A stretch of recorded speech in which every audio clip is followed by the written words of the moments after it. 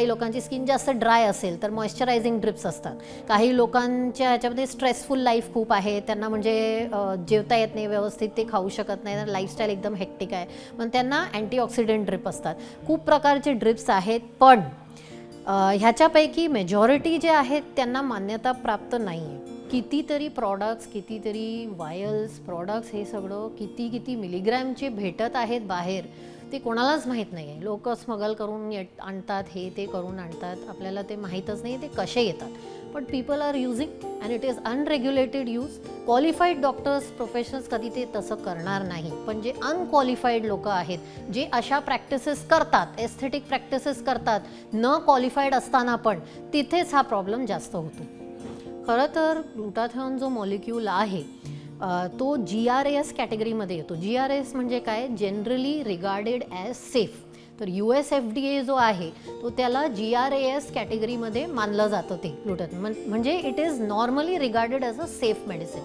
Accept जर तुम्ही pregnant असाल किंवा ब्रेस्ट फीडिंग असाल, लॅक्टेटिंग असाल, किंवा तुम्हाला कॅन्सर वगैरेचा प्रॉब्लेम असेल, तर मग आपण ते अवॉइड करतो. You have to go to the doctor. तुम्ही तुमच्या शरीरामध्ये डायरेक्ट रक्तामध्ये काही टाकताय, इंट्राव्हिनस थेरपी करताय, डॉक्टरांकडेच केलं पाहिजे. तुम्ही एखाद्या दुकानात किंवा मॉलमध्ये किंवा एखाद्या पार्लरमध्ये तुम्ही जाऊन कसं काय IV ड्रिप करू शकता मला समजत नाही. तिकडे ते प्रिझर्व कसं करतायत? फ्रीजमध्ये करतायत, 0 टेम्परेचरमध्ये करतायत, 15 टेम्परेचरमध्ये कसं करतायत? एक्सपायर आहे नाही एक्सपायर आहे तुम्हाला माहीत नाही आहे. सध्या रील्समध्ये आणि जाहिरातीमध्ये तुम्ही IP ड्रिप्सच्या बद्दल बघता आहात. ब्युटी प्रॉडक्ट्स म्हणून तुम्ही त्याचा विचार सुद्धा करत असाल, ब्युटी ट्रीटमेंटसाठी तुम्ही त्याचा विचार करत असाल, तर सावध व्हा. का ते आपण रिंकी कपूर यांच्याकडनं जाणून घेऊयात. म्हणजे जसं आपण इतर आजारांच्यासाठी ट्रीटमेंट घ्यायला जातो, तसं ह्या ट्रीटमेंटसाठी सुद्धा आपल्याला आपली सगळी हिस्ट्री आणि खरी खरी सांगायला पाहिजे. आणि तसंच आपल्याकडे पेशंट्स येतात, हिस्ट्री टेकिंग आपण जेव्हा करतो. काही पेशंट्स एस्थेटिकमध्ये, जनरली कॉस्मेटिकमध्ये हा खूप प्रचलन आहे. म्हणजे काय, ते दुसऱ्या डॉक्टरांकडनं जाऊन आले आणि मग चौथ्या डॉक्टरांकडे आले. ते डॉक्टर शॉपिंग त्याला म्हणतात आपण. डॉक्टर शॉपिंग करतात, म्हणजे रेट किती आहे, डॉक्टर कसा आहे, त्यांचे रिझल्ट कसे, ते शॉपिंग करतात. 5 डॉक्टरांकडे जाऊन मग एक डॉक्टर फिक्स करतात आणि ट्रीटमेंट करतात. आणि ह्याच्यात काय होतं, कधी कधी ते आपली मेडिकल हिस्ट्री सांगत नाही. एखाद्या पेशंटने मला कधी जर सांगितलं नाही की मला डायबिटीसचा प्रॉब्लेम आहे किंवा ब्लड प्रेशरचा प्रॉब्लेम आहे, मला सांगितलं नाही, आणि मी त्याला IV ड्रिप दिला, तर मग काय होईल? That is a thing. तर जर तुम्ही मोकळेपणाने तुमच्या डॉक्टरांकडे पूर्ण तुमची हिस्ट्री नाही सांगितली, काही पेशंट डिप्रेशन मेडिसिन्सवर असतात, अँटी एन्झायटी मेडिसिन्सवर असतात, सायकोलॉजिकल ट्रीटमेंटवर असतात, पण त्यांना असं स्टिग्मा वाटतो म्हणून ते डॉक्टरांना पण सांगत नाही. And that is very dangerous. तुम्हाला जो डॉक्टर ट्रीटमेंट देतोय त्यांना तुमच्याविषयी सगळ्या गोष्टी माहीत असल्या पाहिजे. तुमची लाईफ, तुमचं काय औषध तुम्ही घेताय, तुम्हाला काय प्रॉब्लेम्स आहेत, आधी तुम्ही तसंच ट्रीटमेंट घेतला आहे का, कधी ॲलर्जी झाली आहे का, सगळं काही मोकळेपणाने डॉक्टरांना सांगायला गरजेचं आहे. नाहीतर मग उद्या कॉम्प्लिकेशन झाला, then who will you blame? जर तुम्ही एका कार्डिओलॉजिस्टकडे गेलात, कार्डिओलॉजिस्टने तुम्हाला सांगलं की तुम्हाला स्टेंटची गरज आहे, आणि जर तुम्हाला आधी स्टेंटचं ऑपरेशन झालेलं आहे, तुम्ही सांगणार नाही का? तुम्ही सांगणार, बरोबर आहे. तसं स्किन पण, तुमचा हेअर, तुमचं स्किन तुमच्या बॉडीचा महत्त्वाचा अंग आहे, एक अवयव आहे. Skin is the largest organ of the body. तो पण दुसऱ्या ऑर्गनसारखा एक ऑर्गन आहे, आणि त्याच्यावर बॉडीचे जे बाकी सिस्टम्स आहेत त्याचा परिणाम त्याच्यावर पण पडतो, राईट आहे.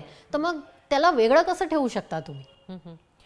डॉक्टर, तुम्ही आत्ता बोललात म्हणून की म्हणजे सगळी हिस्ट्री सांगितली पाहिजे, तर त्याच्यावरनंच हा प्रश्न पण येतो, ते म्हणजे की अशा जेव्हा ट्रीटमेंट आपण करतो, कुठले आजार असल्यावर आपण ही ट्रीटमेंट टाळलीच पाहिजे, म्हणजे कॉम्प्रोमाइजच नाही करता कामा, की त्या आजाराची ट्रीटमेंट आणि ही ट्रीटमेंट कॉम्प्रोमाइज बिलकुल नाही केली पाहिजे. म्हणजे कुठल्या आजारात टाळायला हवे अशा ट्रीटमेंट्स? Yes, of course. म्हणजे काही आजार आहेत, जसे डायबिटीज आहे, कोलेस्ट्रॉल कोणाला असेल, थायरॉइडचा प्रॉब्लेम असेल, म्हणजे अशा केसेसमध्ये ट्रीटमेंट करू शकत नाही असं नाही आहे, पण सावधपणा जरा वाढायला लागतो. म्हणजे doctor has to be more careful in treating such patients. आता साधारण डायबिटीज काय, प्रत्येक दुसऱ्या तिसऱ्या माणसाला डायबिटीज आहे, प्रत्येक दुसऱ्या तिसऱ्या माणसाला कोलेस्ट्रॉल आहे, पण त्याच्यामध्ये कसा टायट्रेट केला पाहिजे ट्रीटमेंट, ते डॉक्टर तुम्हाला सांगतील. जर का तुम्ही डॉक्टरला ओपनली सांगितलं की मला असा प्रॉब्लेम आहे, आणि ते सांगायलाच हवा, कारण काही व्हेरिएशन्स असू शकतात. काही लोकांची स्किन जर जास्त सेन्सिटिव्ह आहे, त्यांना रोझेशियाचा समजा प्रॉब्लेम आहे, तर लेझरचे पॅरामीटर्स कमी होऊन जातात. We have to go lower. आणि जर तुमची स्किन जास्त रिॲक्टिव्ह आहे किंवा काय आहे, तर प्रत्येक ट्रीटमेंट किंवा प्रत्येक क्रीम्स तुम्हाला देता येणार नाही. तो इट डिपेंड्स लाईक दॅट. पण असं हानिकारक किंवा नुकसानदायक आहे, हो, कार्डियाक हिस्ट्री असेल म्हणजे आधी हार्ट अटॅक झाला आहे किंवा स्टेंट आहे, अँजिओप्लास्टी आहे, हे ते त्या केसेसमध्ये सगळ्या औषध तुम्हाला देता येणार नाही. तर ती लिस्ट कमी होऊन जाते. सगळे ट्रीटमेंट करता येणार नाही, ती लिस्ट कमी होऊन जाते. तर असं ह्या गोष्टींची काळजी घेतलीच पाहिजे. आणखीन एक महत्त्वाचा मुद्दा आहे ते म्हणजे की अनेकांना स्किन ॲलर्जी असते, काहींना काही फूडची ॲलर्जी असते. तर ॲलर्जीचे जे लोक आहेत, पेशंट्स आहेत किंवा ज्यांना जन्मतःच ॲलर्जी आहे किंवा डेव्हलप झालेली ॲलर्जी आहे, तर अशा लोकांनी ह्या ट्रीटमेंट स्किनच्या अवॉइड करायला हव्या की चालू शकतं केलेल्या? जर आपल्याला माहीत आहे की कुठल्या वस्तूची ॲलर्जी आहे तर ऑब्व्हियसली ते आपण अवॉइड करतो. आणि जर माहीत नसेल पण असं आहे की हा पेशंट जो आहे तो ॲलर्जिक टेंडन्सीचा आहे, म्हणजे ह्या त्या गोष्टीची त्याला ॲलर्जी होतच राहते, तर मग तसं पण आणि इन जनरल पण प्रत्येक औषधाची जी आपण इंजेक्ट करतो त्याची आपण टेस्ट करून घेतो. एक ॲलर्जी टेस्ट त्याला म्हणतात. औषधच नव्हे तर क्रीम्स, सिरम्स वगैरे पण असतात. त्या लोकांची स्किन जास्त ॲलर्जिक असते. क्रीमचं पण आपण सांगतो की जरा नेकवर 2-3 दिवस लावून बघा, तुम्हाला ॲलर्जीसारखं वाटतंय का, तरच त्याच्यानंतर फुल फेसवर लावा. तसं आपण गायडन्स त्यांना देतो. तसंच इंजेक्टेबल काही असेल, इनफॅक्ट इवन लोकल ॲनेस्थीसिया जर आपण इंजेक्ट करतो एखादी जागा सून करण्यासाठी, सपोज आपला मोल काढायचा आहे, जागा सून करायची आहे, त्याच्यासाठी आपल्याला इंजेक्शन ॲनेस्थेटिकचं द्यायला लागतो. त्या केसेसमध्ये पण आपण सेन्सिटिव्हिटी टेस्ट करून घेतो. सेन्सिटिव्हिटी टेस्ट म्हणजे छोटासा इंजेक्शन प्रिक देऊन बघतो, सपोज इनर फोरआर्ममध्ये किंवा नेकवर, की त्याचं रिॲक्शन होतो का बाबा, ॲनेस्थेटिकचं रिॲक्शन होतं, नाही असेल तरच मग जाऊन ते इंजेक्ट करतो. तर अशा केसेस जर तुम्ही एखाद्या क्वालिफाईड डॉक्टरांकडे गेले तर they will always follow this protocol. नेहमी ते प्रोटोकॉल फॉलो करतात. सेन्सिटिव्हिटी टेस्टिंग आपण त्याला म्हणतो. डॉक्टर, IV ड्रिप आता नवीन टेक्नॉलॉजी म्हणतात, टेक्नॉलॉजीच म्हणायला पाहिजे आपण, कारण डॉक्टरांच्याकडे अशा पद्धतीनं स्किन चांगली होण्यासाठी किंवा मग तुमच्या सुंदरतेसाठी वगैरे असं काही सुरुवातीपासून हे नव्हतं.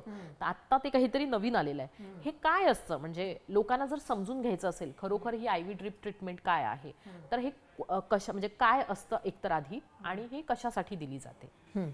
तर ह्याच्यामध्ये IV ड्रिप्सच्या खूप कॅटेगरीज आहेत. स्किन लाईटनिंगसाठी असतं, मग अँटी एजिंगसाठी असतं, स्किन रिज्युव्हनेशनसाठी असतं, वेट लॉससाठी असतं, हायड्रेशनसाठी असतं, मॉइश्चर, प्रत्येक ह्याच्या कॅटेगरीचे वेगवेगळे ड्रिप्स आहेत. काही लोकांची स्किन जास्त ड्राय असेल तर मॉइश्चरायझिंग ड्रिप्स असतात. काही लोकांच्या ह्याच्यामध्ये स्ट्रेसफुल लाईफ खूप आहे, त्यांना म्हणजे जेवता येत नाही व्यवस्थित, ते खाऊ शकत नाही, लाईफस्टाईल एकदम हेक्टिक आहे, पण त्यांना अँटीऑक्सिडंट ड्रिप असतात. खूप प्रकारचे ड्रिप्स आहेत, पण ह्याच्यापैकी मेजॉरिटी जे आहेत त्यांना मान्यता प्राप्त नाही आहे. अच्छा, मग कुठले आहेत ते मान्यता प्राप्त नाही आहेत ते? हां, काही आहेत ज्यांना आहे आणि काही आहेत ज्यांना मान्यता प्राप्त नाही आहेत, स्पेशली त्वचेच्या विषयी. म्हणजे जर आपण सपोज सिम्पल एक्झाम्पल, अँटीऑक्सिडंट जे ड्रिप्स असतात त्याच्यामध्ये ग्लुटाथिओन वगैरे असतं, त्याच्यात ग्लुटाथिओन पर से IV देण्यासाठी मान्यता प्राप्त आहे, पण त्वचेसाठी नाही. ते दुसऱ्या आजारांसाठी त्यांच्या ट्रीटमेंटसाठी मान्यता प्राप्त आहे. म्हणजे लिव्हर फेलियरमध्ये ग्लुटाथिओन कधीपासून चाललं आहे. मेडिकल ट्रीटमेंट्समध्ये it is one of the best treatment for liver failure. It is a very good treatment for treating liver cirrhosis. लिव्हरचे जे प्रॉब्लेम्स आहेत, क्रॉनिक प्रॉब्लेम्स, त्याच्यामध्ये आपण ग्लुटाथिओन देतो इंट्राव्हिनस. त्याच्यानंतर किमोथेरपीमध्ये जर काही पेशंट्सला नर्वस डॅमेज होतो, नर्वस सिस्टमचा डॅमेज, तर ते रिव्हर्स करण्यासाठी काही एक्सटेंटपर्यंत रिव्हर्स करू शकतो, त्याच्यासाठी ग्लुटाथिओन. कारण ते अँटीऑक्सिडंट मानलं जातं. अँटीऑक्सिडंट म्हणजे काय, आपल्या बॉडीवर कुठल्याही प्रकारचं स्ट्रेन किंवा स्ट्रेस असेल तर रिॲक्टिव्ह ऑक्सिजन निर्माण होतो, जे आपल्यासाठी धोकादायक असतं आणि आपले टिश्यूज डॅमेज करतो. मग त्याच्यासाठी त्याला काउंटरॅक्ट करण्यासाठी आपण ग्लुटाथिओन किंवा अँटीऑक्सिडंट्स वगैरे देतो. तर ह्याचा जो हिस्ट्री आहे ते खूप आधीपासूनच आहे IV ग्लुटाथिओन ड्रिपचा, पण मेडिकल केसेसमध्ये, वैद्यकीय जे हार्डकोर केसेस आहेत त्याच्यामध्ये. स्किनसाठी त्याचा उपयोग म्हणजे लास्ट 8-10 वर्षांमध्येच स्टार्ट झाला आहे. कारण it was a basically side effect of injecting glutathione. त्या लिव्हरच्या पेशंट्समध्ये जेव्हा ग्लुटाथिओन देण्यात येत होतं तेव्हा त्यांची स्किन लाईट व्हायला लागली. तर तेव्हा लोकांना समजलं की हा एक साईड इफेक्ट आहे ग्लुटाथिओनचा. साईड इफेक्ट म्हणजे किंवा पॅरलल इफेक्ट आपण म्हणू शकतो. Parallel effect. मग आता ते पॅरलल इफेक्ट त्यांनी ट्रीटमेंटसाठी मग ते हळूहळू डॉक्टर्स यूज करायला लागले. पण एक गोष्ट अशी आहे की कारण ह्याची डिमांड खूप जास्त आहे मार्केटमध्ये, कारण प्रत्येक व्यक्तीला, स्पेशली इंडियन सबकॉन्टिनेंटमध्ये, एशियन कंट्रीज, आफ्रिकन कंट्रीज, तो एक मानसिक हा असा आहे की फेअर स्किन किंवा लाईट स्किन त्याचा खूप म्हणजे psychologically it is ingrained in the system. So the demand is very high आणि त्याच्यामुळे ह्याचा जो ग्रे मार्केट आहे तो खूप वाढला आहे. ग्रे मार्केट म्हणजे काय, एखाद्या प्रमाणात तुम्ही औषध देऊ शकता, सेफ डोजेसमध्ये तुम्ही औषध देऊ शकता, पण एखाद्या प्रमाणाच्या जास्त जर काही लोकांचं काय वाटतं की जास्त मिलीग्रॅम दिला तर मग जास्त फेअरनेस येईल, जास्त मिलीग्रॅम दिला तर जास्त अँटी एजिंग होईल, असं काहीच नसतं. सेफ डोस दिलं तर इट इज ओके. जर तुम्ही एखाद्या डोसच्या वर गेलेत तर इट इज अ प्रॉब्लेम आणि त्याच्यात काय होऊ शकतं दॅट नोबडी नोज, कारण त्याच्यावर स्टडीज सध्या नाही आहेत. जर मान्यताच प्राप्त नाही आहे तर स्टडीज कुठून येतील, तर स्टडीज नाही दिलं जातं. पीपल डू इट, म्हणजे त्याचे रिझल्ट्स ती एक वेगळी गोष्ट आहे की रिझल्ट किती येतं. प्रत्येकामध्ये रिझल्ट येत नाही, काही लोकांमध्ये 0 रिझल्ट आहे, काही लोकांमध्ये ॲव्हरेज आहे, काही लोकांमध्ये खूप चांगला रिझल्ट आहे. So it is very variable. त्याच्यावर स्टडीज सध्या नाही आहेत, रँडमाइज कंट्रोल ट्रायल्स नाही आहेत, ऑफ लेबल इंडिकेशन म्हणून ते दिलं जातं करंटली. सो पेशंटला व्यवस्थित इन्फॉर्म करून की बाबा असं काही आहे पण त्याला मान्यता प्राप्त नाही आहे सध्या, तुम्हाला असं करायचं असेल तर आपण सावधपणे ते करू शकतो, but it is at your on risk. Okay. काही खूप सारे ट्रीटमेंट्स असतात मेडिकल फ्रॅटर्निटीमध्ये की जे ऑफ लेबल असतात. म्हणजे क्रोसिनचा आता जो आपण साधा पॅरासिटामॉल घेतो त्याचं फीवर कमी करण्यासाठी आहे, पण ते आपण दुसऱ्या गोष्टींसाठी पण यूज करतो, बॉडी एकसाठी, हे ते सगळं काही मान्यताप्राप्त नसतं. पण डॉक्टरच्या इव्हॅल्युएशनच्या प्रमाणे जर ते व्यवस्थित असेल आणि देऊ शकतो त्याचा ॲडव्हान्टेज आहे, तर सुपरविजनमध्ये ते देऊ शकतो आपण. तसंच ह्या केसेसमध्ये आहेत आणि ह्या केसेसमध्ये काय ती स्टँडर्ड डोस आहे त्याच्यापेक्षा 100 टाइम्स 1000 टाइम्स लोक इंजेक्ट करतात. कशासाठी ते? आणि ते सगळं नॉर्मल चॅनलनी भेटत नाही कारण त्याच्यावर रेग्युलेशन काहीच नाही आहे. तर अशा जे वायल्स आहेत ते भेटले जातात मार्केटमध्ये 10,000, 20,000, 50,000. डॉक्टर प्रिस्क्रिप्शनमध्ये ते अलाउड नाही आहे आणि ते डॉक्टर प्रिस्क्राईब करत नाही कारण ते प्रिस्क्रायबेबल नाही आहेत. This is all if I would say of म्हणजे ते नॉर्मल आपलं ॲक्सेप्टेड चॅनल्स नाही आहेत. This is all. पण मग ह्याच्यावर काही बंधनं आणण्याची गरज आहे का? गरज आहे कारण ही कम्प्लिटली अनरेग्युलेटेड आहे. कितीतरी प्रॉडक्ट्स, कितीतरी वायल्स प्रॉडक्ट्स हे सगळं किती मिलीग्रॅमचे भेटत आहेत बाहेर, ते कोणालाच माहीत नाही आहे. लोक स्मगल करून आणतात, हे ते करून आणतात, आपल्याला ते माहीतच नाही ते कसे येतात. पण people are using and it is unregulated use. Qualified doctors professionals कधी ते तसं करणार नाही, पण जे अनक्वालिफाईड लोक आहेत जे अशा प्रॅक्टिसेस करतात, एस्थेटिक प्रॅक्टिसेस करतात न क्वालिफाईड असताना, पण तिथेच हा प्रॉब्लेम जास्त होतो. हे ग्लुटाथिऑन जे आहे म्हणजे तुम्ही म्हणता त्याप्रमाणे आता नाव आलं म्हणजे हे शेफाली जरीवालाच्या नंतर ते सर्वसामान्यांपर्यंत पोहोचलेलं आहे. पण डॉक्टरांच्या मध्ये कुठले डॉक्टर असे आहेत की हे ट्रीटमेंट देऊ शकतात किंवा याचा वापर करू शकतात, असं काही ठरलेलं आहे का की सरसकट सगळे डॉक्टर्स देऊ शकतात? असे जे ट्रीटमेंट्स आहेत खरं तर एस्थेटिक ट्रीटमेंट्स, कॉस्मेटिक ट्रीटमेंट्स जे आहेत ते एका डोमेनमध्ये येतात. डर्मॅटोलॉजिस्ट किंवा प्लास्टिक सर्जन्स, मॅक्झिलोफेशियल, हे सगळे लोक जे डे टू डे बेसिसवर ज्यांनी ह्याच्यावर स्टडी केलेलं आहे, ते 3 वर्ष 5 वर्ष त्याच्यामध्ये स्पेशलाइज्ड आहेत, ती लोक हे सगळं ट्रीटमेंट्स करतात आणि दे आर म्हणजे तुमच्या सेफ्टीसाठी तुम्हाला त्याच ठिकाणी गेलं पाहिजे जिथे क्वालिफाईड प्रोफेशनल डॉक्टर्स ज्यांनी ह्याच क्षेत्रात त्यांचं पोस्ट ग्रॅज्युएशन केलं आहे किंवा स्टडी केली आहे. बरोबर आहे. म्हणजे आजकाल तुम्ही बघतात एस्थेटिशियन, कॉस्मेटॉलॉजिस्ट, हे ते काय आहे, ट्रायकोलॉजिस्ट, हे ते. So that is you never know what they have done, काय त्यांची डिग्री आहे, त्यांचं क्वालिफिकेशन काय आहे. 2-3 महिन्याचा कोर्स करून ते ओपन करून बसले असतात. कॉम्प्लिकेशन उद्या झाला, ते कॉम्प्लिकेशन सांगत नाही की मी आज होणार आहे, उद्या होणार आहे. जर का जोपर्यंत होत नाही तोपर्यंत लोक काही करत नाही. अनफॉर्च्युनेटली, दुर्भाग्याने आता हा एपिसोड घडला आहे तरच हे सगळं समोर आलं आहे. म्हणजे काय काय घडतंय लोकांच्या लाईफमध्ये डेली बेसिसवर आणि काय काय चालू आहे ते आपलं आता हळूहळू समजायला आलं आहे, कारण एवढी मोठी सेलिब्रिटी बरोबर हे सगळं झालं आहे.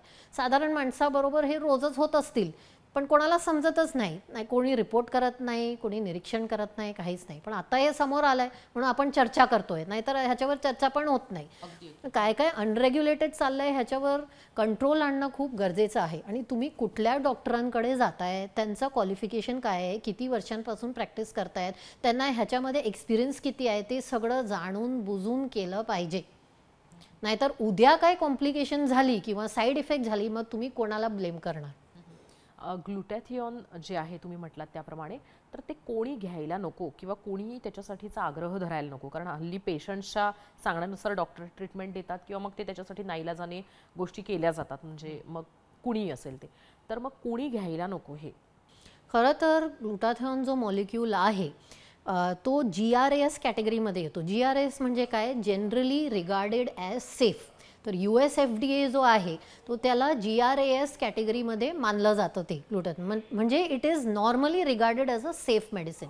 एक्सेप्ट जर तुम्ही प्रेग्नंट असाल किंवा ब्रेस्ट फीडिंग असाल, लॅक्टेटिंग असाल किंवा तुम्हाला कॅन्सर वगैरेचा प्रॉब्लेम असेल तर मग आपण ते अवॉइड करतो. तरी पण हा औषध जर ओरल आपण स्टार्ट करायचं असेल किंवा इंट्राव्हिनस किंवा काही स्टार्ट करायचं असेल तर एक बेसिक ब्लड इव्हॅल्युएशन आपण नेहमीच करतो. किडनी फेलियर, लिव्हर फेलियरचे पेशंट्स आहेत त्यांना ते द्यायचं नसतं. काही पेशंट्स ज्यांना कार्डियॅक अरेस्ट किंवा कार्डियॅक हिस्ट्री, मेजर कार्डियॅक हिस्ट्री असेल त्यांना आपण देत नाही. प्रेग्नंट आणि लॅक्टेटिंग फिमेल्सला देत नाही. आणि ज्या लोकांना ॲलर्जिक टेंडन्सी आहे, म्हणजे आधी कधी ग्लुटाथिऑनची किंवा अँटीऑक्सिडंटची ॲलर्जी झाली असेल, ह्याच्यामध्ये हे कॉन्ट्राइंडिकेटेड आहे. म्हणजे ॲब्सोल्युटली यू कॅनॉट गिव्ह. बाकी केसेसमध्ये it is a measurable thing, म्हणजे द फिजिशियन इव्हॅल्युएट केलं पाहिजे की देऊ शकतो की नाही, किती रिस्क आहे आणि किती बेनिफिट आहे. ग्लुटॅथिऑन घेतलं दीर्घकाळासाठी तर काही आजार होऊ शकतात का किंवा होतात का किंवा डॅमेज होतं का इंटरनल? काही स्टडीज आहेत की जर ग्लुटाथिऑन अनरेग्युलेटेड घेतला, म्हणजे मॉनिटरिंग आणि निरीक्षण मध्ये नाही घेतला आणि कंटिन्युअसली घेतला, तर मग काही केसेस आहेत ज्याच्यामध्ये किडनी फेलियरचं रिपोर्टिंग आहे. But these are not proper studies. म्हणजे आता स्किनसाठी जे आपण यूज करतोय त्याला 10 वर्ष 12 वर्ष झाली असेल, म्हणजे त्याच्यावर लॉंग टर्म स्टडीज सध्या नाही आहेत की लॉंग टर्म स्किनसाठी जे डोस आपण देतो त्याच्यात काही प्रॉब्लेम्स आहेत का, नोबडी नोज टिल नाव. आणि ते हळूहळू समजायला येईल. पण तोपर्यंत आपण आपल्यातर्फे सावधपणा वापरावा आणि डॉक्टरांनी पण सावधपणा वापरावा. That is what I have to say. आपण IV ड्रिपबद्दल बोलत होतो, तर हे IV ड्रिप जे आहेत ते कुठल्या वयात घेतलं जायला हवं किंवा घेतलं पाहिजे? आणि ते पार्लर्समध्ये, म्हणजे मी रील्स बघते हल्ली त्याचे, मला येतात, तसं मी काही असं म्हणजे ब्युटी पार्लरमध्ये जाणारी व्यक्ती नाही आहे सतत किंवा मला तसं सुंदर दिसायचं आहे, पण मला ते रील्स येत राहतात. बहुतेक मी हेल्थचे जे बघत असते त्याच्यामध्ये. तर हे डॉक्टरकडनं करायचं असतं की ब्युटिशियनकडनं करायचं असतं की थेरपी देणारे असे वेगवेगळे इन्स्टिट्यूट्स असतात हल्ली, आपण म्हणूयात की असे शॉप्स असतात, तर त्यांच्याकडनं करायचं असतं? तुम्ही मला सांगा तुम्हाला काय वाटतंय कुठे केलं पाहिजे ते? ड्रिप आहे म्हणून डॉक्टर असं मला ऑफकोर्स तुम्ही नसमध्ये काही टाकताय, उद्या काही इन्फेक्शन झाला, व्हॉट विल यू डू? तुम्ही कुठे धावत जाणार आहे? You have to go to the doctor. तुम्ही तुमच्या शरीरामध्ये डायरेक्ट रक्तामध्ये काही टाकताय, इंट्राव्हिनस थेरपी करताय, डॉक्टरांकडेच केलं पाहिजे. तुम्ही एखाद्या दुकानात किंवा मॉलमध्ये किंवा एखाद्या पार्लरमध्ये तुम्ही जाऊन कसं काय IV ड्रिप करू शकता मला समजत नाही. तिकडे ते प्रिझर्व कसं करतायत? फ्रीजमध्ये करतायत, 0 टेम्परेचरमध्ये करतायत, 15 टेम्परेचरमध्ये कसं करतायत? एक्सपायर आहे नाही एक्सपायर आहे तुम्हाला माहीत नाही आहे, त्याचं पॉवर किती आहे माहीत नाही. एखादी व्यक्ती IV ड्रिपसाठी जर गेली तर ते स्टँड लावतात, ते बॉटल लावतात आणि सलाईन चढवतात. त्याच्यामध्ये काय टाकलं आहे तुम्हाला माहीत आहे का? ते तुम्हाला डॉक्टरांच्या क्लिनिकमध्येच समजेल काय टाकते. आणि यू कॅन ऑलवेज आस्क ह्याच्यात काय काय आहे बाबा मला सांगा. You need to be aware. सतर्कता जी आहे ती गरजेची आहे. अशा ट्रीटमेंट्स, इनफॅक्ट कुठलाही ट्रीटमेंट जर तुम्ही टॅबलेट पण घेताय, it has to be under medical supervision. It cannot be under a beautician supervision. Sorry to say, ते होऊ शकत नाही. तुमच्याच जीवाला त्याला धोका आहे आणि ज्या दिवशी धोका होणार त्या दिवशी तुम्ही वाचणार पण नाही ते बघायला. कोणी ह्या अशा IV ड्रिप्स घ्यायला नकोत, म्हणजे कुठल्या वयाच्या लोकांनी घ्यायला नकोत. अगदी डॉक्टरकडे जाऊन सुद्धा ह्याच्यासाठीचं इन्सिस्ट करायला नको, कारण तुम्ही म्हणालात त्याप्रमाणे स्वतःच पेशंटच सांगत असतात की हे. आणि जर पेशंटला आपण जर का नाही म्हटलं किंवा काही म्हटलं तर काही पेशंट असे असतात ते कुठून तरी ते सोर्स करून, वेंडर करून, केमिस्ट करून, सोर्स करून घरीच एखाद्या नर्सला बोलून, कंपाऊंडरला बोलून करून घेतात.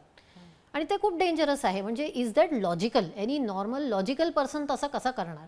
जोपर्यंत तुम्हाला मानसिक तुम्हाला काही प्रॉब्लेम नसेल, नॉर्मल लोक तसं करू शकत नाही. And I feel this is highly dangerous. It should not be done. Please तुमच्या आयुष्याचा तुम्ही केअर घ्यायला गरजेचं आहे. एक IV ड्रिपच्या बद्दलचं पण आहे. ते असं म्हणतात की ते विटॅमिन्स सुद्धा दिले जातात आणि मग त्याच्यामध्ये आणखीन फायदा होतो. तुम्ही गोळ्या घेण्यापेक्षा दररोज तुम्ही ते IV ड्रिप घेतलं एकदा की मग तुम्ही सॉर्टेड असता. हे काहीच सॉर्टेड नसतं, कायमस्वरूपी काहीच नसतं, काहीच रिझल्ट. तुम्ही IV ड्रिप कसाचाही घेतला ते एव्हरीथिंग इज टेम्पररी. म्हणजे असं नाही की मी टॅबलेट घेतली आणि मी ड्रिप घेतला त्याच्यामध्ये काय फरक आहे. ऑब्व्हियसली टॅबलेट जर आपण घेतला तर ॲब्झॉर्प्शन 20%च होतो, 80% वेस्ट जातं कारण बॉडी तेवढं ऑब्झॉर्ब करत नाही. IV जर घेतला तर 100% ऑब्झॉर्प्शन आहे, पण त्याचा अर्थ असं नाही आहे की ते परमनंट रिझल्ट आहे. म्हणजे मी ड्रिप घेतला तर परमनंट आहे आणि टॅबलेट घेतली तर टेम्पररी, असं काहीच नाही आहे. ह्या फील्डमध्ये सगळं काही मेंटेनन्सवर डिपेंड असतं. तुम्ही ड्रिप घेतला की तुम्ही टॅबलेट घेतलं, मेंटेनन्स तर करायलाच लागतो कारण शेवटी ते बॉडीमधनं निघूनच जातं. हे अँटी एजिंगच्या ट्रीटमेंटमध्ये रिस्क किती आहे आणि म्हणजे काय म्हणजे ह्या वयात रिस्क असू शकते, असते का मुळात रिस्क, म्हणजे असणारच आहे जेव्हा अशा गोष्टी असतात तेव्हा, तर काय रिस्क असू शकते साधारण? बघा, प्रत्येक ट्रीटमेंटची रिस्क असते. म्हणजे जर मी साधारण तापासाठी पण औषध घेला त्याच्याने पण लाईफ थ्रेटनिंग रिॲक्शन होऊ शकतो. तर एखादी गोष्ट जर मी तोंडात टाकलं तर बॉडीमध्ये गेलं तर risk is there, right. Cream लावण्यात पण रिस्क आहे. म्हणजे आता हल्लीच माझ्याकडे एक पेशंट आले होते, त्यांनी म्हणजे एक ट्रीटमेंट असतं TCA पील म्हणून, ते आपण क्लिनिकमध्ये करतो एक्ने स्कार्स वगैरेसाठी. त्यांनी कुठून ते सोर्स केला मला माहीत नाही. TCA is a dangerous medicine. TCA म्हणजे एक प्रकारचं ॲसिड असतं आणि ते आपण यूज करतो स्कार्स कमी करण्यासाठी. ते डॉक्टर यूज करतात, डर्मेटॉलॉजिस्ट, प्लास्टिक सर्जन यूज करतात स्कार्स कमी करण्यासाठी. तो एवढा डेंजरस आहे की जर त्याचा एक थेंब आपल्या हातावर पडला तर ती स्किन जळून जाते. It is so dangerous to use. So it is suppose to be use only by doctors. त्यांनी काय केलं, त्यांच्या नाकावर खूप स्कार्स होते, त्यांनी तो TCA कुठून आणला मला माहीत नाही, इट इज इलिगल. आणला, स्वतःच्या नाकावर लावून बसला, त्याच्यानंतर सकाळी जेव्हा उठला तर पूर्ण स्किन जळलेली. आणि now he is coming for treating that. मी कसं ट्रीट करणार ते 100% कधीच ठीक होणार नाही. Understood. So it is like this. प्रत्येक गोष्टीचा, लावायचा असो की खायचा असो की इंट्राव्हिनस असो, काहीच असो, इंजेक्शन असो, काहीच असो, म्हणजे साधारण तेलचा पण रिॲक्शन होऊ शकतो लोकांना. बेसन आपण घरी लावतो त्याचा पण ॲलर्जी होऊ शकतो, बरोबर आहे. मेहंदी आपण लावतो त्याचा ॲलर्जी होतो. हेअर डायची ॲलर्जी होऊन पिगमेंटेशन फुल बॉडीमध्ये येऊ शकतं. प्रत्येक गोष्टाची ॲलर्जी होऊ शकते, साईड इफेक्ट होऊ शकतो, कॉम्प्लिकेशन होऊ शकतात.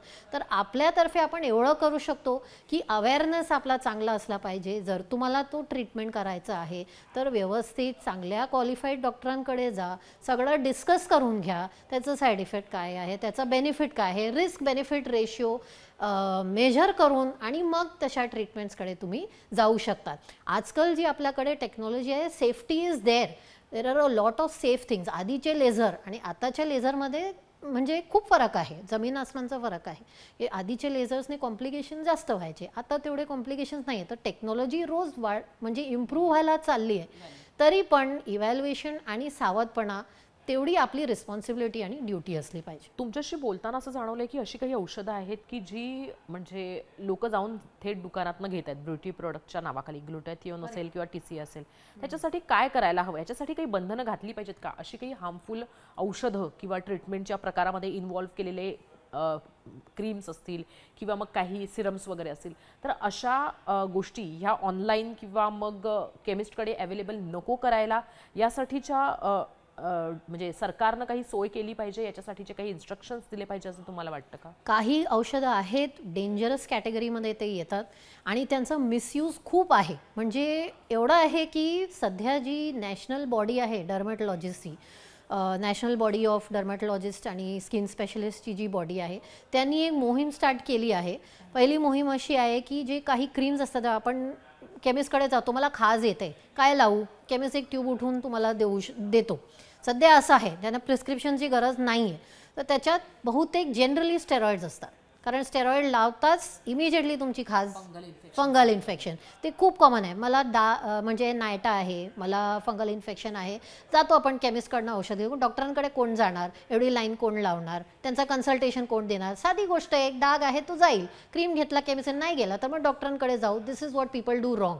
आणि मग तेव्हा केमिस्ट तुम्हाला एक स्टँडर्ड क्रीम उठून देतील ज्याच्यामध्ये 99% स्टेरॉइड असतं आणि आजकाल प्रॉब्लेम असा झाला की स्टेरॉइड कसं आहे, तेव्हाची तुमची खाज जाईल, तेव्हाचा डाग जाईल, स्टॉप केल्यानंतरच एकदम वाढून घेतो आणि मग ते एवढं रेझिस्टंट होतं की मग डॉक्टर पण त्याला ट्रीट करू शकत नाही. म्हणजे अननोइंगली स्टेरॉइड शरीरावर येतच. आणि दुसरं म्हणजे तसंच दुसरं एक आहे फेअरनेससाठी पार्लरमध्ये लोक जातात, पार्लरमध्ये एखादी क्रीम दिली जाते, त्याला लेबल नाही आहे, काहीच नाही, त्याच्यावर काय कंटेंट्स आहे आपल्याला माहीत नाही आहे. ब्युटिशियन सांगते हे लावा तुमचं स्किन गोरा होऊन जाईल, लोक खुशी खुशी घेऊन जातात. 200-300 रुपयात ती क्रीम भेटते, कोण जाणार ट्रीटमेंट करायला डॉक्टरांकडे हजारो रुपये खर्च करायला. आपण लावून बघूया, त्यांना रिझल्ट भेटतो. 99% केसेसमध्ये ते स्टेरॉइड असतं किंवा हायड्रोक्विनोन असतं. हे सगळे डेंजरस क्रीम्स आहेत. जेव्हा आपण लावतो तेव्हा त्याचा रिझल्ट खूप चांगला दिसतो, सगळीकडे सगळे वाव वाव म्हणतात. 3 महिन्यानंतर तुम्ही बघणार एकदम काळसटपणा येईल चेहऱ्यावर आणि मग तुम्ही डॉक्टरांकडे धावत जाणार की अरे बाबा आता ह्याला कसं ठीक करायचं. तुम्ही गेलाच का तिकडे? तुम्ही गेला तर तुम्ही क्रीम घेतली, त्याच्यामध्ये लेबल नाही आहे, कंटेंटमध्ये असंच काहीतरी लावून देणार का? तुमचा शरीर आहे, तुमची जबाबदारी नाही आहे का बघायला मी काय लावते, मी काय खाते, काय करते? म्हणजे रेग्युलेशन इज व्हेरी इम्पॉर्टंट. आणि कारण लोक असं करतात, कन्झ्युमर्स असं करतात, म्हणून मला असं वाटतंय की काही डेंजरस जे औषधं आहेत ज्याची लिस्ट आहे आपल्याकडे, त्याच्यामध्ये डॉक्टरांचं हे प्रिस्क्रिप्शन गरजेचं आहे आणि गव्हर्नमेंटने काही स्टेप्स घ्यायला पाहिजेत ह्याला कंट्रोल करण्यासाठी. म्हणजे प्रिस्क्रिप्शन शिवाय ह्या औषधं द्यायला जाणार नाही. एक जसं म्हणजे आजारी पडलो आपण ट्रीटमेंट घेत असताना, तुम्ही मगाशी पिरियड्सचा उल्लेख केला की त्याच्यात स्किन खूप सेन्सिटिव्ह असते, तर अशा ज्या ट्रीटमेंट्स आहेत काही त्या टाळल्या गेल्या पाहिजेत. तर आजारी पडलो तर हे अँटी एजिंगचे जे ट्रीटमेंट किंवा जे काही आपण ब्युटी ट्रीटमेंट्स घेण्यासाठी गेलेलो आहे, तर ते थांबवलं पाहिजे का, ते घ्यायला नको का, की कंटिन्यू केलं तरी चालतं? डिपेंड. सर्दी खोकला झाला तर काही प्रॉब्लेम नाही आहे, पण जर तुम्ही अँटीबायोटिक घेतायत त्याच्याबरोबर तर मग दुसरे टॅबलेट्स तुम्ही थांबवू शकतात. असं नाही की अँटी एजिंगचे टॅबलेट मी 1 महिना नाही घेतलं तर मग मी एजिंग माझी परत स्टार्ट होईल की मी जसा होता तसंच होऊन जाणार, असं नाही आहे. ते थांबता येतं.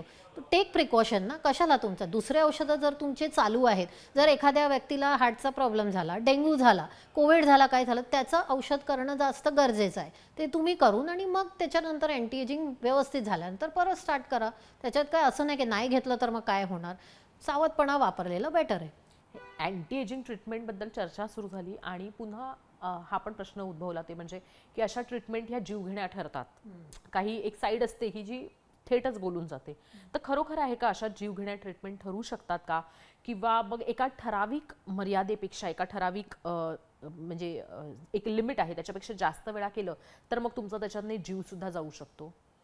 असा पॉसिबिलिटी असतो की जर तुम्ही एखादी गोष्ट, जर तुम्ही पॅरासेटामॉलचाच एक्झाम्पल देते मी तुम्हाला, जर तुम्ही तुमचा डोज आहे थ्राईस अ डे, दिवसातनं 3 गोळी घ्यायची आहे, तुम्ही दिवसातनं 6 गोळ्या घेतला काही होणार नाही. तुम्ही दिवसातनं 10 गोळ्या घेतला तर ऑब्व्हियसली तुमचा जीव त्याच्याने पण जाऊ शकतो, लिव्हर टॉक्सिसिटी होऊन मरून जाऊ शकता तुम्ही. So it is like that. कुठलाही ट्रीटमेंट जर तुम्ही एक्सेसमध्ये केला, जर मी बोटॉक्स करायला गेले, मी बोटॉक्स जर एक्सेसमध्ये टाकले तर माझे मसल्स अजून खराब होतील, त्यांच्यामध्ये पॉवरच राहणार नाही. बरोबर आहे. ती एखाद्या लिमिटमध्ये करणं गरजेचं आहे. मला जर 40 युनिट बोटॉक्सची गरज आहे तर 40 युनिटची गरज आहे.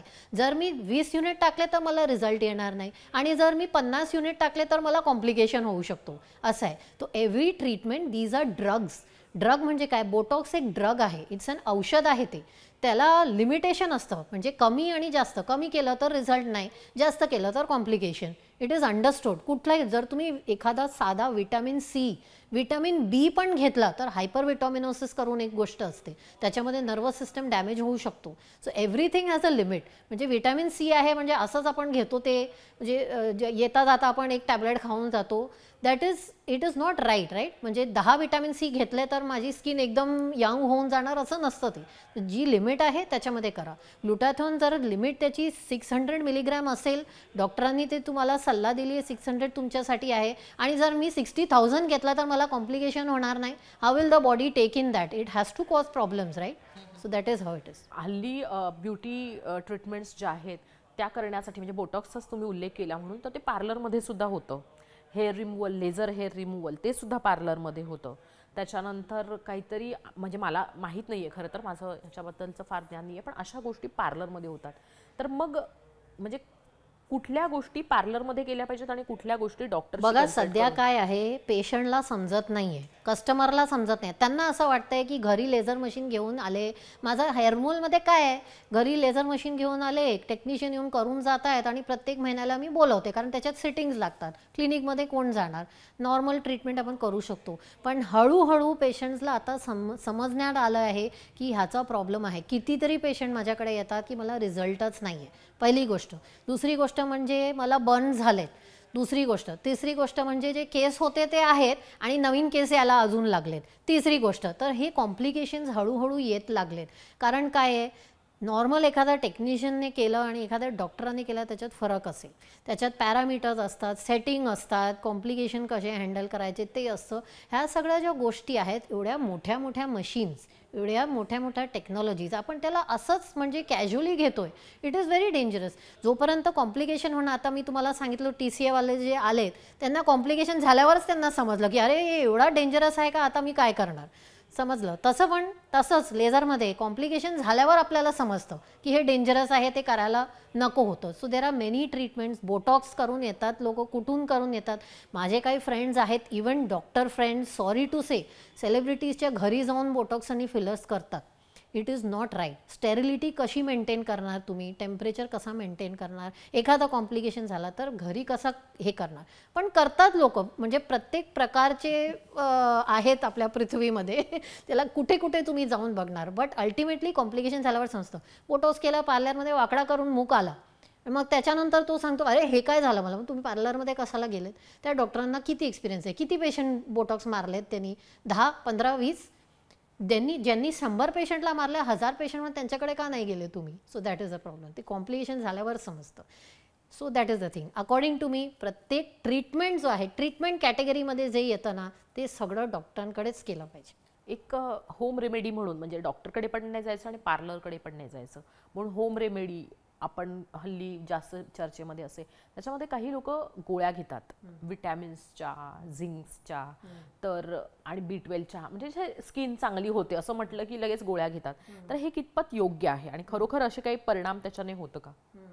परिणाम त्याच्याने बघा, तुम्ही जर विटॅमिन D डेफिशियन्सी असेल, मी विटॅमिन D घेतलं तर त्याचा ॲडव्हान्टेज तर आहेच. आणि सोशल मीडियामध्ये सगळं काही खराब आहे असं मी सांगत नाही. बेसिक सिम्पल गोष्टी, म्हणजे जर मला रक्ताचा मी टेस्ट केला, विटॅमिन B12ची डेफिशियन्सी दिसते तर ठीक आहे, तुम्ही B12चा कॅप्सूल घेऊ शकता. विटॅमिन Dची डेफिशियन्सी आहे, येस, मी विटॅमिन Dचं हे घेऊ शकते. पण प्रत्येक गोष्ट म्हणजे, पण त्याच्यापेक्षा जास्त जर काही आहे, तुम्ही ट्रीटमेंटसाठी काय करताय, डेफिशियन्सीसाठी नाही, तर तुम्हाला डॉक्टरांचा सल्ला घेऊनच केलं पाहिजे असं मला वाटतंय. कारण विटॅमिन D पण तुम्ही आयुष्यभर घ्यायचं आहे की तुम्ही 3 महिना घ्यायचं आहे, की तुम्ही इंजेक्शन घ्यायचे, की तुम्ही टॅबलेट घ्यायची, हे कोण डिसाईड करणार आहे. That the doctor has to decide. Anything which you are putting, तुमच्या शरीरात तुम्ही काय टाकताय त्याच्यासाठी यू नीड एक्सपर्ट कन्सल्टेशन. एक तुम्ही म्हणजे डर्मॅटॉलॉजिस्ट आहात आणि त्याचबरोबर कॉस्मेटिक डर्मॅटॉलॉजिस्ट पण आहात, त्यामुळे तुम्हालाच प्रश्न विचारणं योग्य वाटतं मला. खरोखर अशा ट्रीटमेंट्सची किंवा सुंदर दिसण्यासाठी इतक्या उपद्व्यापांची, स्वतःच्या शरीराला त्रास करून घेण्याची गरज असते का. म्हणजे एक सोशल स्टिग्मा सोडला किंवा मग सायकोलॉजिकल इश्यूज सोडले तर. गरज म्हणजे आजकालच्या जनरेशनमध्ये, आजकालच्या आयुष्यात आपल्याकडे असे टेक्नॉलॉजीज अवेलेबल आहेत ज्याच्यामध्ये आपण चांगले दिसू शकतो. म्हणजे जर माझे केस गळत आहेत तर मला फुल राईट आहे की माझे केस चांगले व्हायला पाहिजे. त्याच्यासाठी टेक्नॉलॉजी आहे, त्याच्यासाठी मेडिसिन्स आहेत, सगळं काय आहे. आणि व्हेरी सेफ ट्रीटमेंट्स, खूप सेफ ट्रीटमेंट्स आहेत. तर मग कशाला नाही. म्हणजे एखाद्या पार्टीमध्ये जर मी गेले किंवा मी घरीच बसले, माझ्या घरी रिलेटिव्ज आले, नातेवाईक आले आणि माझा स्कॅल्प जर बॉल्ड आहे, म्हणजे केसच नाही आहे मला, तर सगळे काय मला विचारणार आहे. मग त्याच्याने जर ट्रीटमेंट्स आहेत आणि ज्याच्यामुळे माझे केस येऊ शकतात परत, तर वाय नॉट. म्हणजे that is a part of your wellbeing. ती तुमची जी आतमधून तुम्हाला कसं वाटतंय, तुम्हाला कॉन्फिडन्स वाटते की नाही, तुमचा मानसिक स्टेटस कसा आहे आणि फिजिकल स्टेटस पण, का नाही. म्हणजे असं नाही, एखाद्या लिमिटमध्ये जर तुम्ही सगळं काय केलं त्याचा ॲडव्हान्टेजेस आहे. जर माझ्या चेहऱ्यावर पिंपल्स आहेत, माझा चेहरा भरलेला आहे आधीच्या कालामध्ये लोक म्हणायचे की काय करायचं, ठीक आहे पिंपल्स सगळ्यांनाच असतं, थोड्या वेळानंतर ते जातील. पण पिंपल्स आहे, त्याच्यामध्ये स्कारिंग आहे, त्याच्यामुळे मला जॉब भेटत नाही आहे, माझं लग्न होत नाही आहे, मला रोज लोक हे टॉन्ट करतायत आणि मला कॉन्फिडन्स नाही आहे, माझं स्किन खराब झालं आहे. तर स्किन खराब झालं म्हणजे ती स्किनची डिझीज आहे नाही का. तर स्किनची डिझीज ट्रीट करणं गरजेचं आहे. जर मला डिझीज आहे ते ट्रीट करणं गरजेचं आहे. तसंच काही लोकांना अंडर आयचे बॅग्स असतात, स्वोलन अंडर आय असतात, त्याचे वेगवेगळे कारण असू शकतात.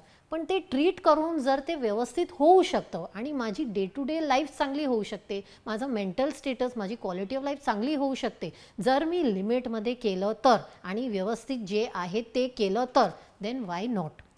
That is a question. म्हणजे असं नाही आहे की ते कशाला केलं पाहिजे असं नाही आहे, ते केलं पाहिजे जर तुम्हाला त्याचा ॲडव्हान्टेज आहे आणि त्याचा डेफिनेट ॲडव्हान्टेज आहे. एक मी कोट पॅन्ट घालून बसते आणि एक मी अशा शॉर्ट्स घालून बसते इंटरव्ह्यूला आले, तर मग त्याचा फरक नाही आहे का. तर अपिअरन्सचा फरक पडतो आपल्या मानसिक स्थितीवर पण आणि आपल्या शारीरिक स्थितीवर पण आणि सोशल कंडिशनवर पण त्याचा फरक, समाजमध्ये पण त्याचा फरक पडतो. पण तो फरक असा व्हायला नको की त्याच्यामुळे म्हणजे एवढी एन्झायटी होते की मी मरूनच जाते. It should not be like that. बॅलन्समध्ये सगळं काय असलं पाहिजे. जर एखादी व्यक्ती माझ्याकडे नाकाचा प्रॉब्लेम घेऊन आली, त्याचं नाक व्यवस्थितच दिसतंय, पण सगळ्यांनी सांगितलं म्हणून किंवा एखाद्या सेलिब्रिटीचं नाक खूप चांगलं आहे म्हणून मला पाहिजे, दॅट इज रॉंग.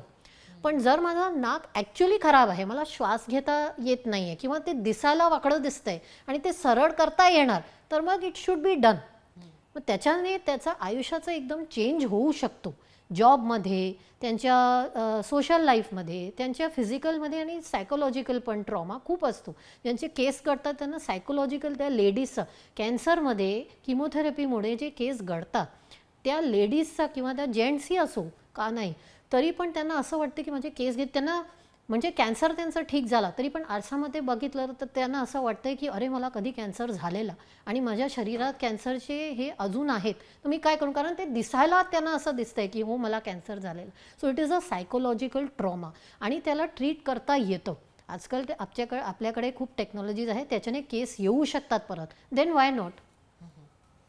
तर आपण डॉक्टर रिंकी कपूर यांच्याकडनं ऐकलेलं आहे अँटी एजिंग ते ब्युटी ट्रीटमेंट्स ते त्याचबरोबर मग तुमच्या विटॅमिन्स कन्झम्पशन अशा अनेक विषयांवर ते आपल्याशी भरभरून बोललेले आहेत. तुम्हाला आजचा हा हेल्थ टॉकचा एपिसोड कसा वाटला हे तुम्ही नक्की कळवा. तसंच तुमचे जे काही प्रश्न असतील तर या एपिसोडच्या खाली कमेंट बॉक्समधनं आमच्यापर्यंत ते पोहोचवा. धन्यवाद रिंकीजी. धन्यवाद. तर जसं डॉक्टरांनी आपल्याला सांगितलं त्या पद्धतीनं एखादं जर तुम्हाला आयव्ही ड्रिप घ्यायचं असेल तर ते डॉक्टरांकडनंच घेतलं पाहिजे, ही पहिली गोष्ट आहे. आणि सगळ्यात महत्त्वाची दुसरी गोष्ट आहे ती म्हणजे शरीरात काहीतरी जर तुम्ही टोचत असाल तर त्याच्याबद्दल तुम्ही सावध असलं पाहिजे. स्वतः ठरवून कुठल्याही गोष्टी घरच्या घरी केल्या नाही पाहिजेत, ही काळजी तुम्ही नक्की घ्याल.